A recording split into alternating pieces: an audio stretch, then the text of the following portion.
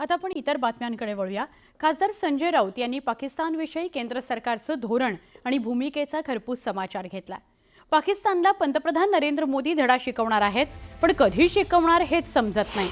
आम्हीच चिंतेत आहोत, ते पाकिस्तानला कसा धडा शिकवतील याची काळजी आम्हालाच आहे, असा चिमटा त्यांनी काढलेला आहे। पंतप्रधानांना युद्ध करायचं आहे असं वाटत नाही, त्यामुळे मोदींची मानसिकता काय आहे हे पाहावं लागेल, असं संजय राऊत म्हणतात।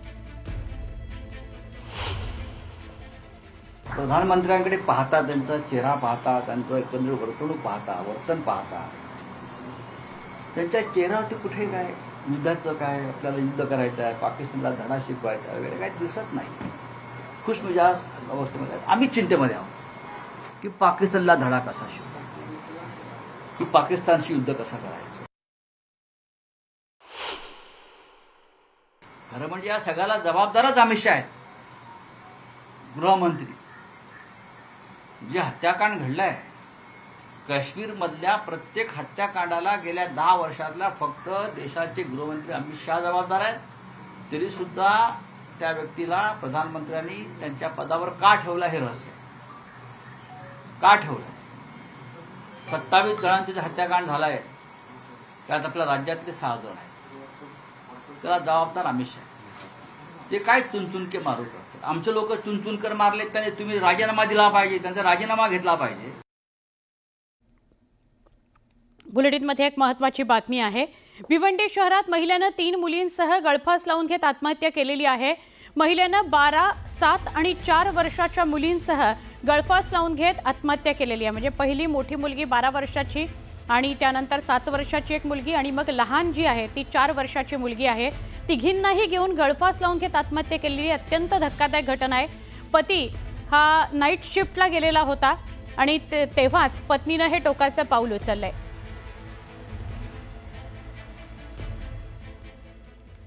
राष्ट्रवादी काँग्रेस पक्षाकडून आज महाराष्ट्राच्या माजी मुख्यमंत्र्यांचा सत्कार सोहळा आयोजित करण्यात आलाय।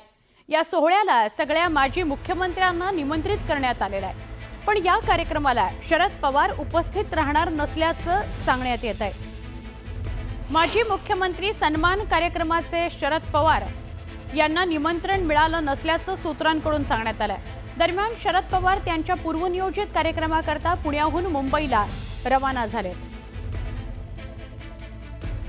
आमच्या प्रतिनिधी प्रणाली कापसे यांच्याकडून आपण अधिक माहिती घेऊया। प्रणाली, नेमकं काय कळतंय? आजचा सोहळा आहे, शरद पवार या कार्यक्रमाला राहणार आहेत उपस्थित का नाही? आता जी खात्रीलायक सूत्रांची माहिती मिळते त्यानुसार शरद पवार या कार्यक्रमाला उपस्थित राहणार नाहीयेत आणि त्याचं कारण असं आहे की त्यांना अधिकृत असं कुठलंही निमंत्रण मिळालेलं नाहीये। असं बोललं जात होतं की त्यांना फोन कॉलवरून निमंत्रण देण्यात आलेलं आहे, परंतु जी सूत्रांची माहिती मिळते त्यानुसार त्यांना फोन किंवा पत्र अशा स्वरूपात किंवा प्रत्यक्ष भेट देऊन निमंत्रण असं कुठलंही निमंत्रण त्यांना मिळालेलं नाही आणि ज्या कार्यक्रमाचं निमंत्रणच नाही त्या कार्यक्रमाला उपस्थित राहण्याचा प्रश्नच येत नाही, असं पक्षाच्या वतीनं जी सूत्रांची माहिती मिळते त्यानुसार सांगण्यात आलेले आणि त्यामुळं माजी मुख्यमंत्र्यांचा जो कार्यक्रम आयोजित करण्यात आलाय सन्मानाचा, त्या कार्यक्रमाला राष्ट्रवादी पक्षाचा हा कार्यक्रम आहे आणि त्याच राष्ट्रवादी पक्षाचे जेव्हा 2 पक्ष एकत्रित होते त्याचे राष्ट्रीय अध्यक्ष असलेले शरद पवार हे 4 वेळा मुख्यमंत्री राहिलेले आहेत। पण तेच मात्र या कार्यक्रमाला उपस्थित राहणार नाहीयेत। प्रणाली, तुर्तास धन्यवाद, आपण सविस्तर माहिती दिलीत त्याबद्दल। शरद पवार सोहळ्याला उपस्थित राहणार नाहीयेत, मुख्यमंत्र्यांचा सन्मान सोहळा। पुढे जाऊया। आळंदीतील इंद्रायणी नदी म्हणजे लाखो वारकऱ्यांचं श्रद्धास्थान, पण इंद्रायणी नदीचं पात्र आज सुद्धा फेसाळलेलं आहे। नदी पात्रात केमिकल मिश्रित पाणी सोडलं जात आहे। ही परिस्थिती उद्भवली त्यामुळे ग्रामस्थ आक्रमक आहेत। फेस कमी करण्याकरता त्यावर फवारणी केली जात असल्याचं प्रशासनाकडून सांगण्यात आलं। आमचे प्रतिनिधी सचिन तोडकर यांच्याशी आपण सविस्तर बोलणार आहोत। सचिन, हा फक्त आत्ताचा भाग नाहीये, तर अनेकदा असं बघायला मिळालंय की इंद्रायणीचं पात्र हे अनेकदा फेसाळलेलं असतं, त्यात केमिकल मिश्रित पाणी असतं, प्रदूषणयुक्त असं हे पात्र झालेलं आहे, काय सांगाल? खरं तर इंद्रायणी नदी फेसाळली हा एक जटिल प्रश्न झालेला आहे। वर्षभर ही नदी फेसाळलेली असते, याचं मुख्य कारण म्हणजे इंद्रायणी नदी ज्या ठिकाणावर उगम पावते त्या ठिकाणावरूनच तर आळंदीपर्यंत या नदीच्या दोन्ही बाजूला केमिकल कंपन्या आहेत आणि त्या केमिकल कंपन्यातले केमिकल मिश्रित पाणी कोणतीही प्रक्रिया न करता या नदीत सोडलं जात असल्याचा आळंदीकरांचा आरोप आहे आणि त्यामुळे हे पाणी फेसळतंय. आपण या ठिकाणी पाहू शकताय ही इंद्रायणी नदी आहे. आळंदीच्या परिसरामध्ये आपण आहोत आणि आपण या ठिकाणी पाहू शकताय की मोठ्या प्रमाणामध्ये या ठिकाणी हे नदी पात्र फेसाळलंय आणि हा जो फेस आहे हा संपूर्ण पाण्यावरती साचलेला आहे. त्याचबरोबर पाण्याच्या माध्यमातून हा फेस जेव्हा वाहतोय त्यावेळेस आपण अगदी काश्मीरमध्ये उभा आहोत की काय अशी परिस्थिती या ठिकाणी पाहायला मिळते. खरं तर इंद्रायणी नदीच्या नदी सुधार प्रकल्पासाठी शासनाने मोठा निधी मंजूर केलाय आणि हे प्रकल्प हाती घेण्यात आलाय. मात्र त्याच्यावरती कोणतीही कारवाई करताना दिसत नाही. हे सर्व होत असताना एकूणच इंद्रायणी नदीमध्ये केमिकल मिश्रित पाणी जात असताना हे केमिकल दूर करण्याच्या ऐवजी शासनाने आता हा फेस कमी करण्यासाठी आपण या ठिकाणी पाहू शकता काही पंप आहे. या पंपाच्या माध्यमातून या फेसावरती आता नवीन केमिकल फवारलं जात आहे.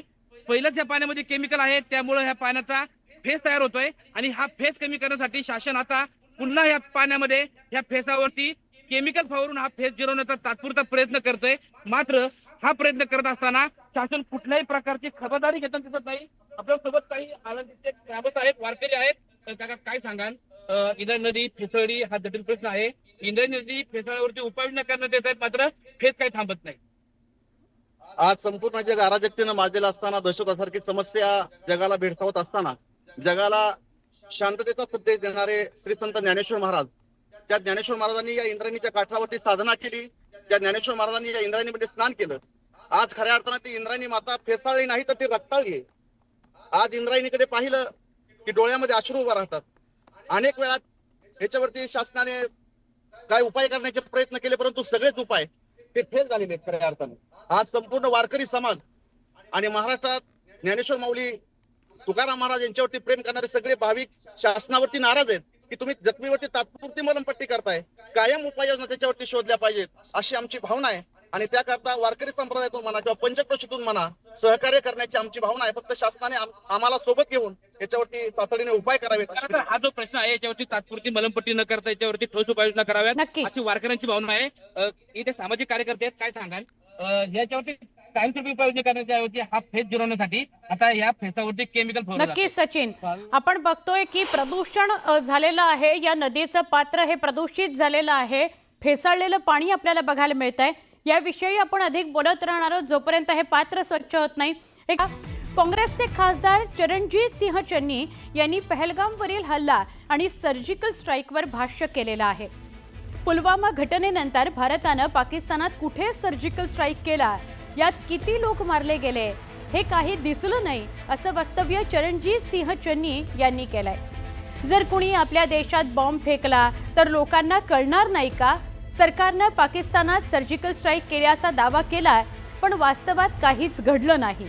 सर्जिकल स्ट्राईकचा एकही पुरावा नाही, कुणीही तो पाहिला नाही असा दावा चरणजीत सिंह चन्नी यांनी केलाय. 2019 साली पुलवामा इथं झालेल्या दहशतवादी हल्ल्यात CRPFचे 40 जवान मारले गेले. या घटनेचा वापर सरकारनं केल्याचा आरोप चन्नी यांनी केला. दरम्यान चरणजीत सिंह चन्नी यांच्या नव्या विधानामुळे वाद उद्भवण्याची चिन्ह आहेत.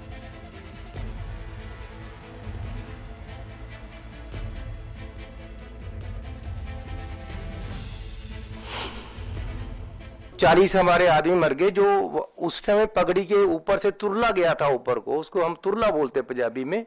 उस समय इलेक्शन था, उस समय तो बड़ा तुरला चल रहा था कि जी हम ये कर देंगे, हम वो कर देंगे. आज तक मैंने तो पता नहीं चला मुझे तो कहाँ स्ट्राइक हुए हैं, कहाँ बंदे मारे गए थे उस समय, कहाँ वहां पाकिस्तान में हुआ था. हमारे देश में आकर कोई बम गिरे पता नहीं चलेगा. कहते जी पाकिस्तान में हमने सर्जिकल स्ट्राइक किए थे, कोई कुछ नहीं हुआ, कहीं नहीं दिखे सर्जिकल स्ट्राइक, किसी को नहीं पता चला.